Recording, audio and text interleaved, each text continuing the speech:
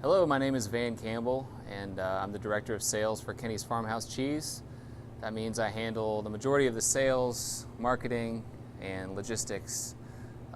Basically, when the cheese leaves the farm, it's in my care.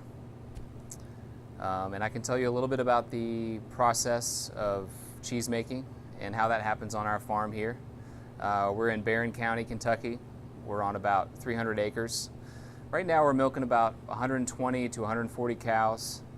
All cheeses are made with our cow's milk, so we have total control over the process.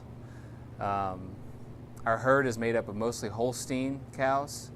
The rest of the herd is a cross between several different European breeds, and what we're going for there is a mixture of the high-yielding Holstein brand milk and mixing it with a higher butterfat milk of the European breeds. So we're going for a higher yield and higher butterfat at the same time. That way we can keep our prices reasonable, but we can also have a nice rich end product.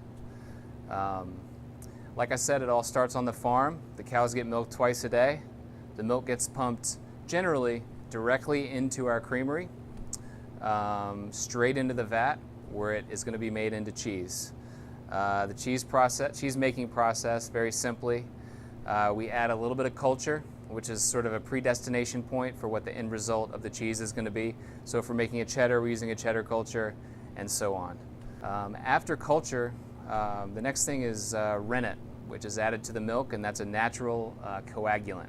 And what that does is starts to separate the liquid part and the solid part of the milk, the curds and the whey that you may have heard of.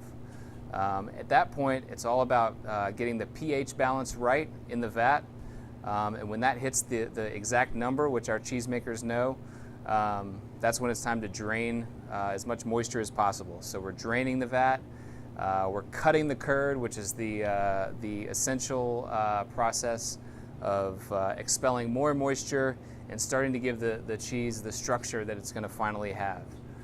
Once we drain off the whey and once we cut the curd, after a certain amount of time, the cheese is ready to be scooped up and put into a mold. That's M-O-U-L-D, not M-O-L-D, which will be applied later. But we are scooping curd into a mold, trying to get rid of more moisture and getting the cheese to a point where it can actually become a wheel or a block and be ready for aging. And that's when we give it to Will, our cave manager, or affineur, as they say in France.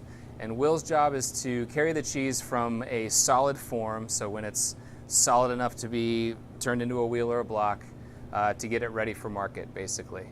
At that point, we're turning wheels, we're brushing wheels, we're controlling mold, we're controlling temperature.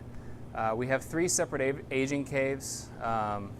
We have a blue mold cave for all of our blue cheeses. We have a white mold cave for like our Tome de Nina and our Brie. And then we have a ready cave, which is where the cheeses go just before they're ready for market. When the cheeses go in the ready cave, they're either vacuum sealed or they've been waxed, which is also a process that happens in-house. And at that point, they're considered to be ready for market. When somebody purchases a wheel of cheese or a certain amount of wedges from that wheel, it goes to our cutting and shipping and packaging department, where it is cut to order and shipped out the door to one of our distributors or one of our customers. And that's pretty much how we get from the cow to the restaurant or the retailer, in so many words.